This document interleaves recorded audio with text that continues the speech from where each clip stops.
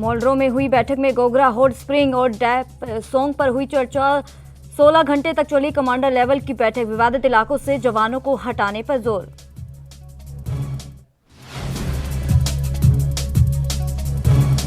तो 5 राज्यों के चुनावों की तैयारी में जुटी बीजेपी, राजधानी में बीजेपी की बड़ी बैठक, पीएम मोदी का भी होगा संबोधन।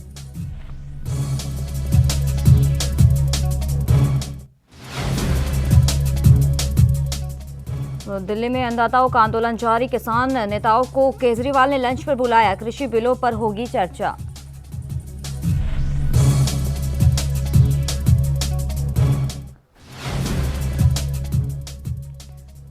तो वहीं उन्नाव कांड में बड़ी कार्रवाई, आधार कार्ड के मुताबिक दूसरा आरोपी भी बालिग, 14 दिन की न्यायिक हिरासत में भेजा गया जेल।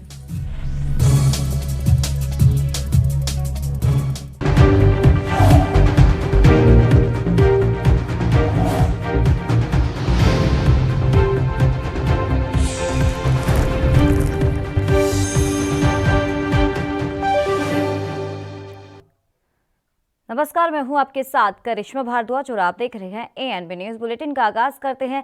भारत और चीन के बीच सीमा विवाद को लेकर 10वें दौर की कमांडर स्तर की बैठक 16 घंटे तक चली। आपको बता दें कि मोल्ड्रो में हुई यह बैठक 21 फरवरी को रात 2 बजे खत्म हुई। आर्मी सूत्रों के मुताबिक दोनों तरफ से विवादित क्षेत्रों में को लेकर ये चर्चा की गई और जिसमें गोगरा हाइट्स, हॉट स्प्रिंग और डेप्सोंग जैसे क्षेत्र शामिल रहे हैं। इस वार्ता के लिए भारतीय प्रतिनिधिमंडल का नेतृत्व लेफ्टिनेंट जनरल पीजी के मेनन ने किया है और आपको ये भी बता दें कि वह लेह स्थित 14वीं कोर के कमांडर हैं। दूसरी ओर चीन की तरफ से इस बैठक का नेतृत्व मेजर जनरल लिू लिन ने किया है। तो आपको बता दें ये भी कि वहीं चीनी सेना के दक्षिणी शिनजियांग सेना जिले के कमांडर हैं। बैठक से पहले चीन की तरफ से ये बात की गई थी कि स्वीकार किया गया था कि गलवार घाटी में हुई हिंसक झड़प में उसके भी सैनिक मारे गए थे और चीन की तरफ से उसके 4 सैनिकों की जानकारी साझा की गई। ग्लोबल टाइम्स के मुताबिक चीन के केंद्रीय सैन्य आयोग ने काराकोरम पर्वत पर तैनात रहे 5 चीनी सैनिकों के बलिदान को याद किया है और इनमें से 4 की मौत झड़प के दौरान हुई थी, जबकि 1 की मौत रेस्क्यू के दौरान नदी में बहने से हुई थी।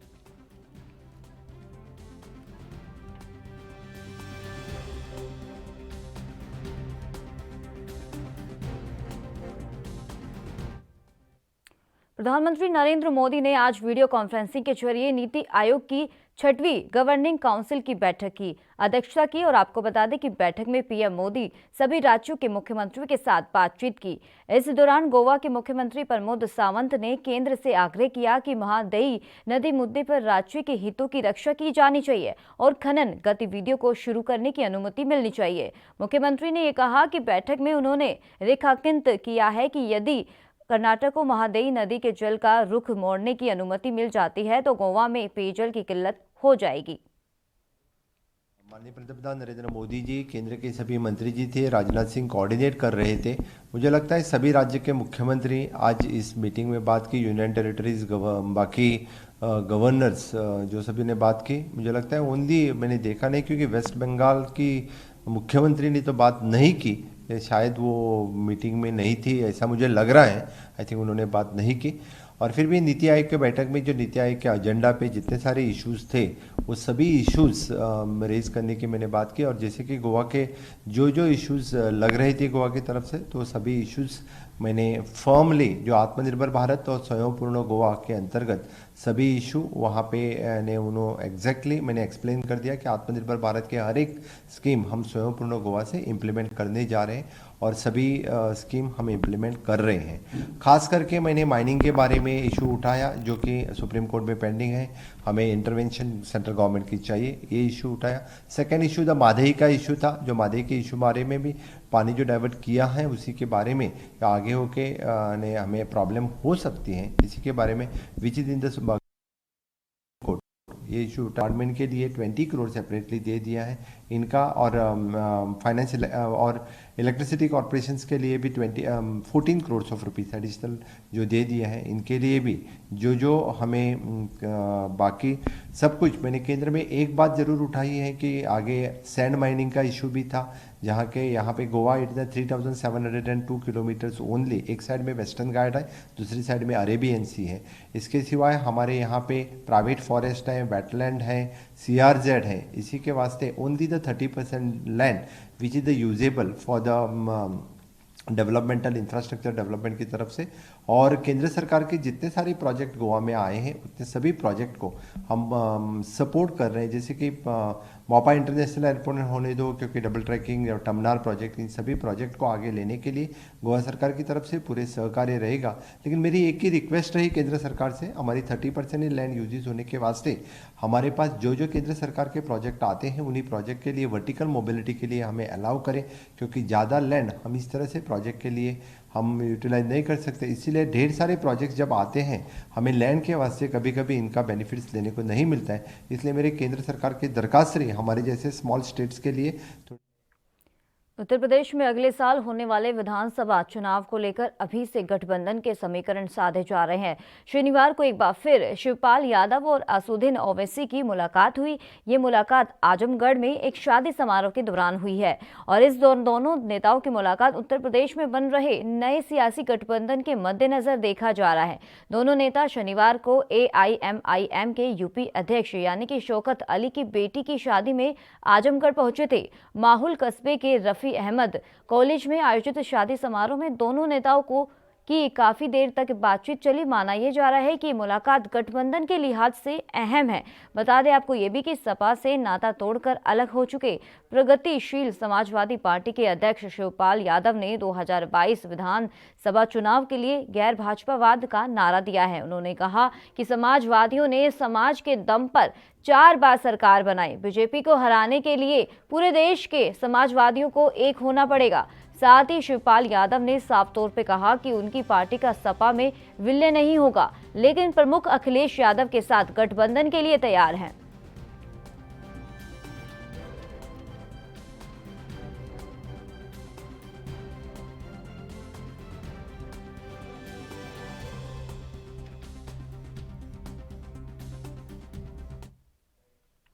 तो कासगंज कांड के मुख्य आरोपी मोती सिंह को यूपी पुलिस ने एनकाउंटर में ढेर कर दिया है। उसके पास से पुलिस ने दरोगा की गायब पिस्टल भी बरामद की है। आपको बता दें कि मोती सिंह सिद्धपुरा थाने के सिपाही की हत्या और दरोगा को बुरी तरह से घायल करने की घटना का मुख्य आरोपी था।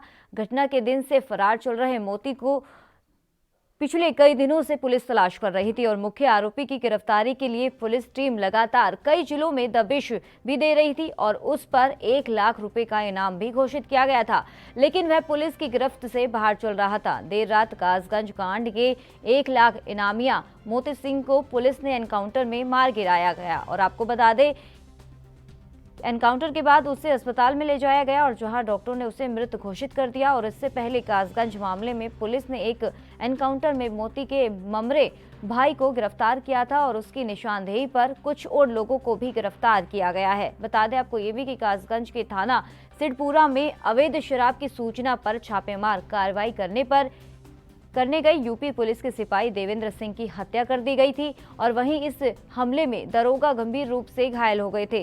इस मामले में पुलिस मुख्य आरोपी मोती सिंह को तलाश कर रही थी।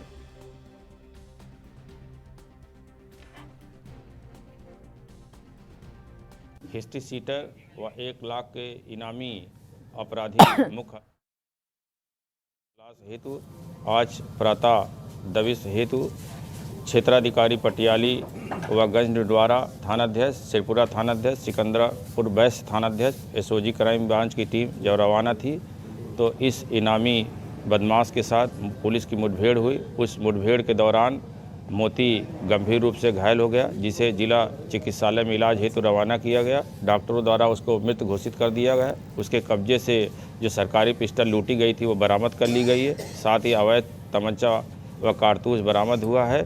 उसके 2 साथी जो कि उसके भाई हैं मोहर व मानपाल, वो भागने में सफल हो गए हैं। पुलिस टीम उनके पीछे काम्बिंग और रश कर रही है। शीघ्र उनकी भी गिरफ्तारी करके आपको अवगत कराया जाएगा। इस बीच बड़ी खबर से रुख कर लेते हैं। आपको बता दें अहम खबर है आपके टीवी स्क्रीन पर। यूपी के अमेठी से बड़ी खबर है।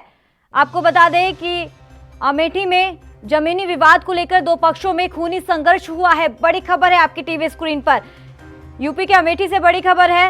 आपको बता दें कि मारपीट में कई लोग घायल हो गए हैं। तो जमीनी विवाद को लेकर दो पक्षों में खूनी संघर्ष हुआ है और सूचना मिलते ही मौके पर पुलिस भी पहुंच चुकी है और आगे कार्रवाई में पुलिस जुट चुकी है। तो अमेठी से बड़ी खबर है, जहां दो पक्षों में खूनी संघर्ष हुआ है। जामो थाना क्षेत्र के बलभद्रपुर गांव की घटना बताई जा रही है। मारपीट में कई लोग घायल हो चुके हैं और यह भी बताया जा रहा है कि एक साथ दो जगह पर दो पक्षों में ये खूनी संघर्ष हुआ है। यूपी के अमेठी से बड़ी खबर है और जमीनी विवाद को लेकर दो पक्षों में खूनी संघर्ष हुआ है और खूनी संघर्ष ऐसा हुआ कि एक दूसरे पर लाठी चार्ज भी किया गया है और इसमें कई लोग घायल बताए जा रहे हैं। और सूचना मिलते के साथ ही हालांकि पुलिस भी मौके पर पहुंच गई है और जो घायल हो चुके हैं इस वारदात में उनको इलाज के लिए अस्पताल में भी भर्ती कराया गया है, जहां उनका इलाज लगातार जारी है। तो यूपी के अमेठी से बड़ी खबर है, जो दो पक्षों में खूनी संघर्ष हुआ है। जमीनी विवाद को लेकर ये मामला बताया जा रहा है। मारपीट में कई लोग घायल हो चुके हैं और एक साथ दो जगह पर अलग अलग मारपीट की ये खबर सामने आई है। दो पक्षों में खूनी संघर्ष हुआ है। यूपी के अमेठी से बड़ी खबर है आपके टीवी स्क्रीन पर, जहां दो पक्षों में जमीनी विवाद को लेकर खूनी संघर्ष हुआ है। ये खूनी संघर्ष इतना भयानक था कि एक दूसरे के ऊपर लाठीचार्ज किया गया है और कई लोग इसमें घायल बताए जा रहे हैं, जिनका इलाज लगातार अस्पताल में जारी है। तो यूपी के अमेठी से बड़ी खबर है आपके टीवी स्क्रीन पर। तो इस पे तमाम जानकारी देने के लिए हमारे साथ संवाददाता राजकुमार जुड़ गए हैं। राजकुमार, बड़ी खबर है जहां अमेठी से, जहां बताया जा रहा है कि जमीनी विवाद को लेकर दो पक्षों में खूनी संघर्ष हुआ है। क्या है पूरा मामला, विस्तार से बताइए। जी, आपको बता दें कि अमेठी जनपद के जामो थाना के दो अलग अलग गांवों में 20 फरवरी की देर शाम ये मामला देखने को मिला, जहां पर जमीनी विवाद के चलते थाना क्षेत्र के बलभद्रपुर और पूरे नतई गांव में जमकर मारपीट हुई। बताया जा रहा है कि इस मारपीट में दोनों गांव से लगभग आधा दर्जन महिलाओं सहित कुल लगभग 19 लोग घायल हुए थे और जिनको पुलिस ने सभी घायलों को सामुदायिक स्वास्थ्य केंद्र जामा पहुंचाया था, जहाँ पे उनका इलाज चल रहा है। जी तो राजकुमार, कितने समय से ये जो, हालांकि अभी ये जो मौजूदा स्थिति है किस तरीके से बताई जा रही है? देखिए, इसमें बताया जा रहा है कि मौके पर 3 लोग जो है उनकी हालत बहुत गंभीर थी, जिनको जिला अस्पताल रेफर कर दिया गया है। पुलिस तहरीर लेके उचित कार्रवाई कर रही है। जी चलिए, बहुत बहुत शुक्रिया राजकुमार तमाम जानकारी देने के लिए।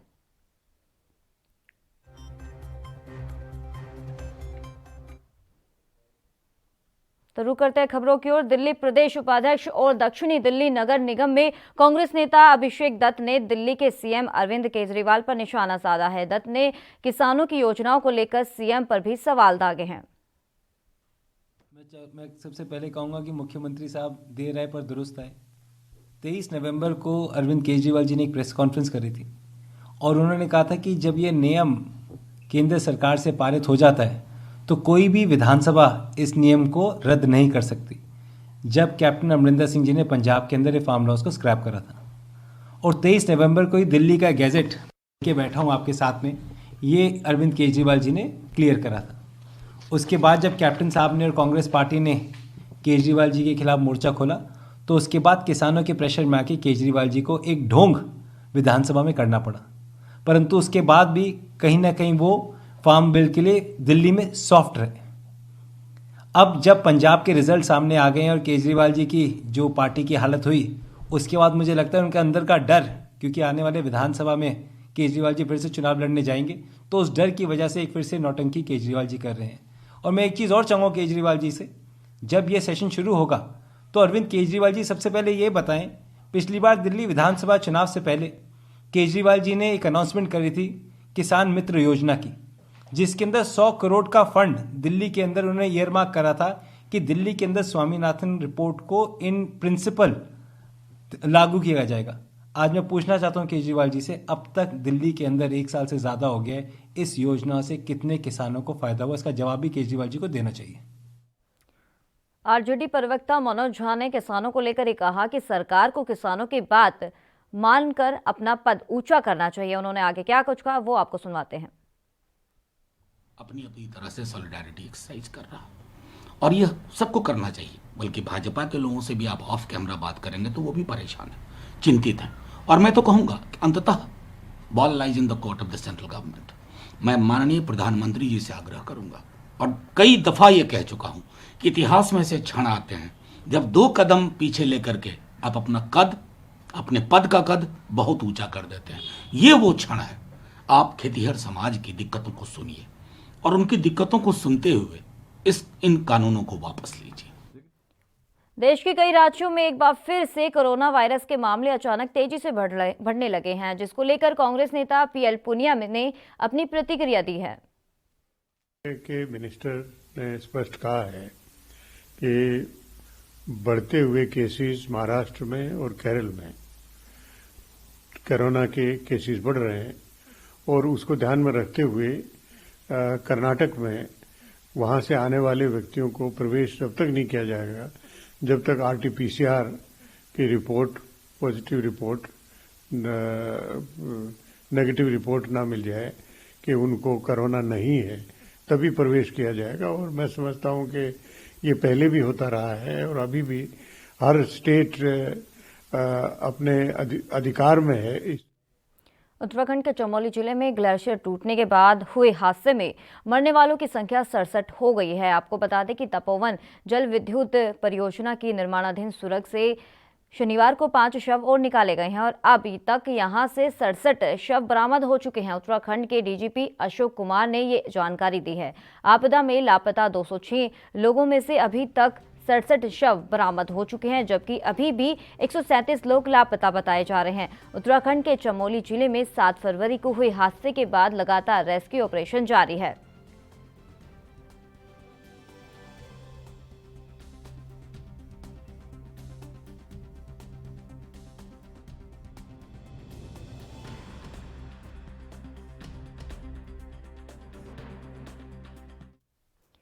मुंबई में कोरोना का संक्रमण एक बार फिर से तेजी से फैल रहा है और इसी वजह से बीएमसी ने 1000 से ज्यादा इमारतों को सील कर दिया है। आपको बता दें कि महानगर पालिका ने 1305 इमारतों को सील कर दिया है और इन इमारतों में 71,838 परिवार रहते हैं और मुंबई में 2,749 के सामने आने के बाद बीएमसी ने ये बड़ा फैसला लिया है। महाराष्ट्र में 3 महीने बाद पहली बार शुक्रवार को कोविड-19 के 6,000 नए मामले सामने आए हैं और संक्रमण के 6,112 नए मामलों में अधिकतर अकोला, पुणे और मुंबई खंड से आए हैं और इससे पहले राज्य में 30 अक्टूबर को एक दिन में 6,000 से ज्यादा मामले सामने आए थे और उसके बाद मामलों की संख्या घटने लगी थी। संक्रमण के नए मामलों के साथ संक्रमितों की संख्या 2,87,632 हो गई और जबकि 44 और लोगों की मौत होने से मृतक संख्या 51,713 हो गई है और इन 44 मौतों में 19 लोगों की मौत पिछले 48 घंटे में हुई है और आपको बता दें कि 10 की मौत पिछले सप्ताह हुई, जबकि 15 की मौत उससे पहले हुई थी। और बीएमसी ने वीरवार को बढ़ते कोरोना वायरस के मामलों के बीच मुंबई के लिए नई गाइडलाइन जारी की थी। इसमें कहा गया है कि अगर किसी बिल्डिंग में 5 या उससे ज्यादा कोरोना के मामले मिलते हैं तो फिर पूरी बिल्डिंग को सील कर दिया जाएगा और इसके अलावा अगर मरीज होम क्वारंटाइन में रहना पसंद करता है तो फिर उसके हाथों में स्टैंप लगाया जाएगा।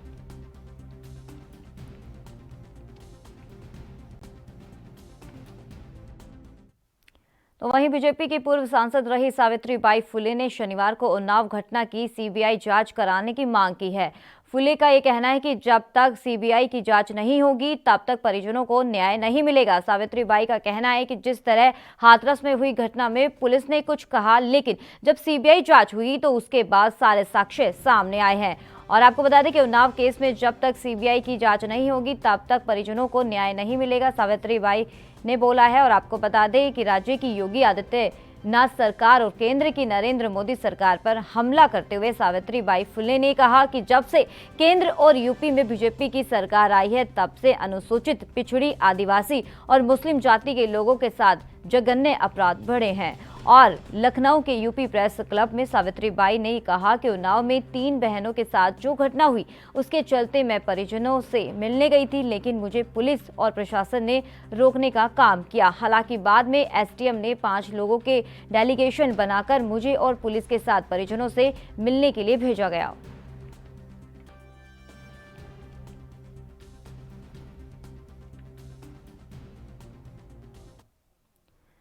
तो वहीं तमिलनाडु में कुछ ही महीने में विधानसभा चुनाव होने वाले हैं और विधानसभा चुनाव के लिए अभी कार्यक्रम का ऐलान नहीं हुआ है, लेकिन सियासी पारा वो चढ़ने लगा है और अब राष्ट्रपिता महात्मा गांधी की प्रतिमा को लेकर कांग्रेस ने मोर्चा खोल दिया है। कांग्रेस सांसद ज्योति मणि समेत कई अन्य कार्यकर्ताओं ने जिला प्रशासन के खिलाफ प्रदर्शन किया है। प्रदर्शनकारियों को पुलिस ने हिरासत में भी ले लिया है। जानकारी के मुताबिक तमिलनाडु के करूर में 70 साल पुरानी महात्मा गांधी की प्रतिमा को जिला प्रशासन ने हटवा दिया था और इस जगह बापू की एक नई प्रतिमा लगानी जानी है। और आपको बता दें कि कांग्रेस सांसद ज्योति मणि और पार्टी के अन्य कार्यकर्ता जिला प्रशासन की ओर से की गई कार्यवाही का विरोध कर रहे थे। शनिवार को करूर लाइट हाउस कॉर्नर पर कांग्रेस कार्यकर्ता प्रदर्शन कर रहे थे।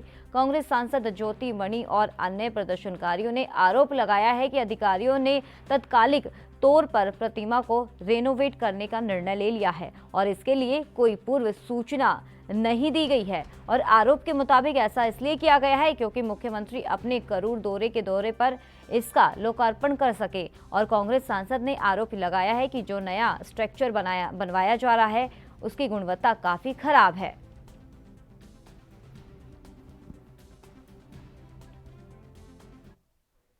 रामनगरी कोविड प्रबंधन में भी अव्वल रही। अयोध्या प्रशासन के कोविड के दौरान बेहतरीन इंतजाम और उत्कृष्ट प्रबंधन के लिए अवार्ड मिला है। आपको बता दें कि अयोध्या को स्कॉच गोल्ड अवार्ड मिला है। अयोध्या में कोविड के दौरान प्रबंधन के लिए कई नए प्रयोग और इंतजाम किए गए थे। अयोध्या में स्ट्रीट वेंडर से लेकर रिहायशी इलाकों में भी कोविड से बचने के लिए जागरूकता कार्यक्रमों को रिकग्निशन मिली है। और आपको बता दें कि अयोध्या प्रशासन को अवार्ड के लिए कई जिलों में से बेहतरीन चुना गया है।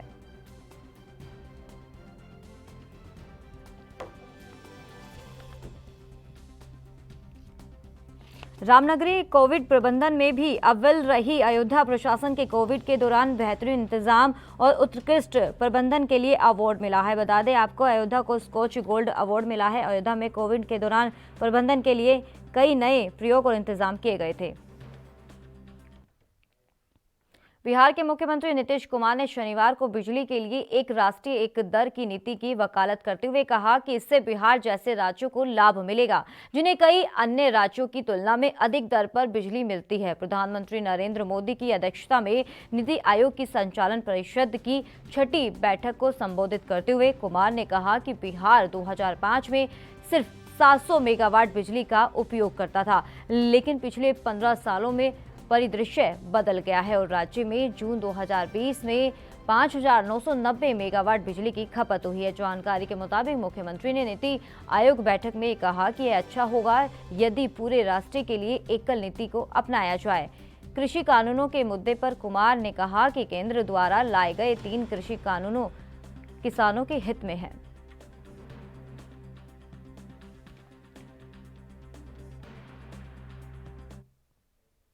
सुप्रीम कोर्ट ने बेंगलुरु हिंसा में कथित रूप से शामिल पूर्व मेयर संपत राज और पूर्व पार्षद अब्दुल रकीब जाकिर को जमानत दिए जाने के खिलाफ दायर कांग्रेस विधायक अखंड श्रीनिवास मूर्ति की याचिका पर कर्नाटक सरकार एवं अन्य को नोटिस जारी किया है। जस्टिस संजय किशन कौल और हृषिकेश रॉय की ये खंडपीठ ने इस याचिका पर सुनवाई की है। आपको बता दें कि 12 अगस्त 2020 को पूर्वी बेंगलुरु में भड़की हिंसा में 4 लोगों की मौत हो गई थी। अदालत ने संपत और जाकिर से 3 सप्ताह के भीतर जवाब देने को कहा है।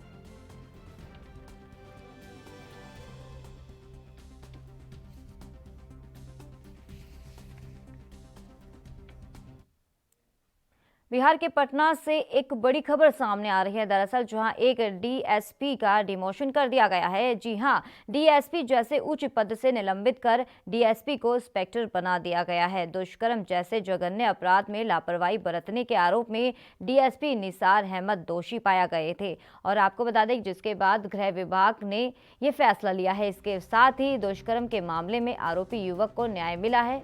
और आपको ये भी बता दें कि पूरा मामला 2018 का है। तब डीएसपी निसार अहमद सर्कल के पुलिस अधिकारी थे और इसी दौरान शादी का झांसा देकर शारीरिक संबंध बनाने और शादी करने से इनकार करने का एक मामला उनके सामने आया। आरोप है कि इस मामले की जांच करते हुए उन्होंने गंभीरता नहीं बरती और वारदात में शामिल युवती की निसार अहमद ने मेडिकल जांच तक नहीं करवाई और निसार अहमद ने पर्सनल फायदे और स्वार्थ के लिए जल्दबाजी करते हुए सबूतों की जांच किए बिना ही ये फैसला ले लिया और आरोपी जरार शेरखर को जेल में डाल दिया। और आपको बता दें कि हालांकि बिना सबूतों और जांच में कमी के कारण आरोपी को कोर्ट ने 3 महीने की सजा के बाद ही छोड़ दिया गया था, लेकिन अब इस पूरे मामले में अब डीएसपी पर कार्रवाई हुई और निलंबित कर इंस्पेक्टर बना दिया गया।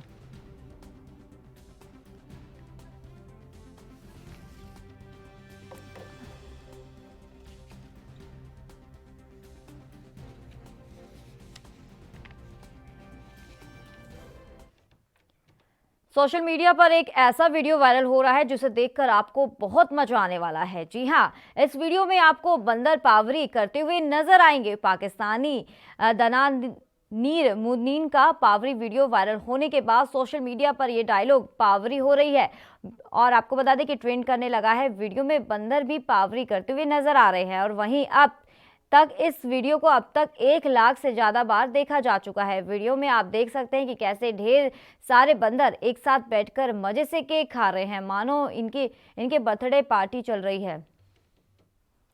और सोशल मीडिया पर वायरल होने वाला ये अब तक का सबसे मज़ेदार पावरी वीडियो होगा।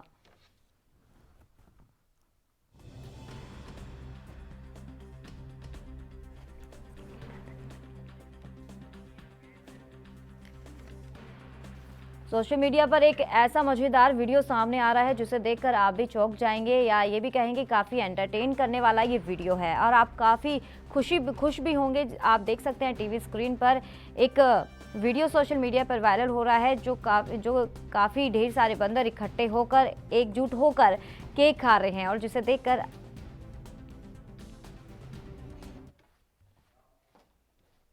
इस बुलेटिन में फिलहाल इतना ही। दीजिए इजाज़त, नमस्कार।